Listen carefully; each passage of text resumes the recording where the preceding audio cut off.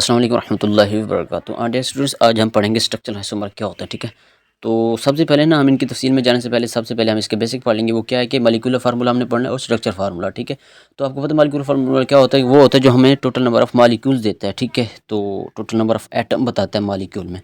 तो इसकी एग्जांपल हम ले लेते हैं मीथेन को देख लें। ठीक है, ये उसका मॉलिक्यूलर फार्मूला बताएगा CH4, जबकि स्ट्रक्चर फार्मूला उसका बताएगा कि एक कार्बन के साथ 4 हाइड्रोजन अटैच हैं। ठीक है, तो एक कार्बन है और 4 हाइड्रोजन। उसके बाद हम आ गए इथेन पे। ठीक है, तो उसके जो है मॉलिक्यूलर फार्मूला C2H6 है, और उसके बाद ये स्ट्रक्चर फार्मूला ये है कि 2 कार्बन है और कितने हाइड्रोजन है? 6 हाइड्रोजन है। ठीक है, जो कि इसके साथ अटैच हैं। ठीक है, तो आपको पता है ये कोवलेंट बॉन्ड इन्होंने बनाया हुआ है। उसके बाद ये प्रोपेन की हमने एग्जांपल ली C3 और H8।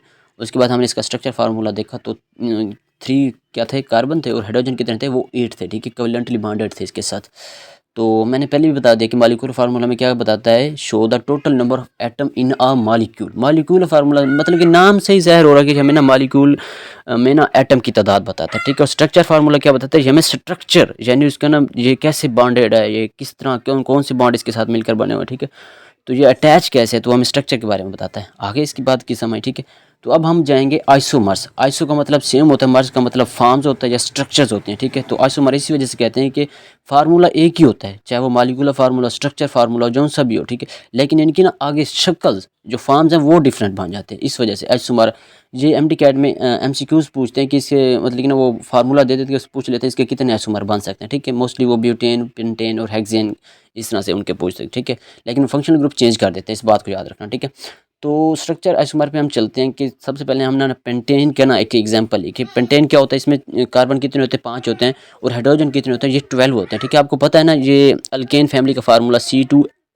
C2 या फिर ऐसे कर लें CnH2n+2 होता है। ठीक है, तो इस वजह से ना जो हाइड्रोजन की तादाद होती है वो +2 कर देंगे, जो कार्बन की तादाद होगी उसका डबल करके उसमें 2 डबल कर देना। ठीक है, तो हमने पेंटेन की एग्जांपल ली थी। ठीक है, तो हमने अब उसकी ना स्ट्रक्चर चेंज करने। पहले तो हमने एक आइसोमर बना लिया जो उसका फार्मूला है। ठीक है, स्ट्रक्चर। अब हम उसको ना इसके फार्मूले को चेंज करेंगे, यानी इसके स्ट्रक्चर को चेंज करेंगे। यानी हम एक कार्बन को, ये जो साइड वाले हाइड्रोजन और एक कार्बन है, यानी मिथाइल ग्रुप को हम वो या तो C2 पे ऐड कर देंगे या फिर C3 पे ऐड कर देंगे, यानी हम इसकी स्ट्रक्चर टोटली चेंज कर देंगे। ठीक है, अब ये देखें ना, एक हाइड्रोजन है, एक हाइड्रोजन को हमने हाईलाइट किया हुआ है, और दूसरी जगह पे हमने एक कार्बन और 3 हाइड्रोजन को हाईलाइट किया। जहाँ पे हमने एक हाइड्रोजन को हाईलाइट किया, वहाँ से CH3 ग्रुप को वहाँ पे जाकर हमने अटैच करना है, यानी हमने इसकी स्ट्रक्चर चेंज करनी है। मिथाइल फार्मूला हमने लगा दिया ना, तो मिथाइल जो है ना वो फंक्शनल ग्रुप जाके हमने लगा दिया हाइड्रोजन पे। तो ठीक है, तो ये क्या बन गया? ये दूसरा आइसोमर बन गया। इस बात को याद रखना। पेंटेन के कितने आइसोमर बन गए? फिलहाल हमने 2 बना लिया। ठीक है, अब हम तीसरा बनाने की कोशिश करेंगे। पेंटेन का तीसरा आइसोमर बनता है, और आपको पता है इसके बनते भी 3 आइसोमर हैं। ठीक है, और अब स्ट्रक्चर आइसोमर होता क्या है? Those molecules having same molecular formula but different structure formula, यानी जिनका स्ट्रक्चर फार्मूला डिफरेंट होगा लेकिन मॉलिक्यूलर फार्मूला देखें ना, मॉलिक्यूलर फार्मूला तो सबको सेम है, C5H12 है। ठीक है, तो इनकी स्ट्रक्चर चेंज हो रही है, यानी कि फॉर्म्स चेंज हो रहे हैं, तो इस वजह से हम इनको स्ट्रक्चर आइसोमर्स भी कहते हैं। ठीक है, अब हमने इसका फर्स्ट आइसोमर भी बना लिया और सेकंड आइसोमर भी बना लिया। और एक और बात बताते चलूँ कि आइसोमरिज्म के लिए ना कम से कम, ठीक है, 3 कार्बन होने चाहिए। मतलब कि ना प्रोपेन के कोई आइसोमर नहीं होता, ब्यूटेन के 2 आइसोमर होते हैं। ठीक है, मतलब कि C3 से अबव होने चाहिए। ठीक है, तो तब जाकर ये आइसोमरिज्म होती है। C3 होगा या C2 होगा, C1 की आइसोमरिज्म पॉसिबल ही नहीं है। तो ये भी हम MCQs पूछ लेते हैं वो। ठीक है, तो अब हम थर्ड आइसोमर बनाने जा रहे हैं। ठीक है, तो हमने 2 मिथाइल ग्रुप अटैच कर दिए। ठीक है, C2 पे।